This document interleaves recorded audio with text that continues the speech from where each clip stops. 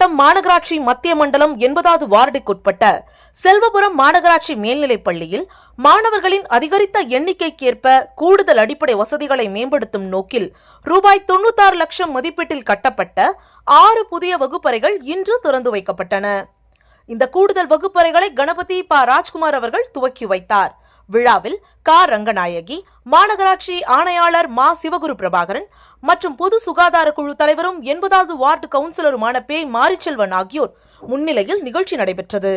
மேலும் மாநகர தலைமை பொறியாளர் விஜயகுமார், மத்திய மண்டல உதவி ஆணையாளர் நித்யா, உதவி செயற்பொறியாளர் குமரேசன், இளம் உதவி பொறியாளர் நாகேந்திரன், மண்டல சுகாதார அலுவலர் குணசேகரன், சுகாதார ஆய்வாளர் தனபால், மாநகர கல்வி அலுவலர் குணசேகரன், பள்ளி தலைமை ஆசிரியர் தேவசகாயம், ஆசிரியர்கள் மற்றும் கழக நிர்வாகிகள் உள்ளிட்ட பலர் கலந்து கொண்டனர்.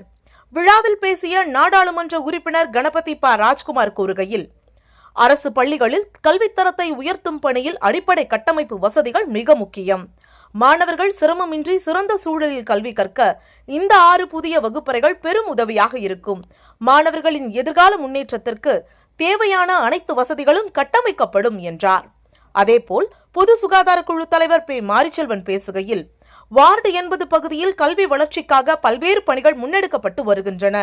மாணவர்களின் நலனை முன்னிலைப்படுத்தி மேற்கொள்ளப்பட்ட இந்த திட்டம் பள்ளியின் வளர்ச்சிக்கு ஒரு முக்கிய படியாக இருக்கும் என தெரிவித்தார்.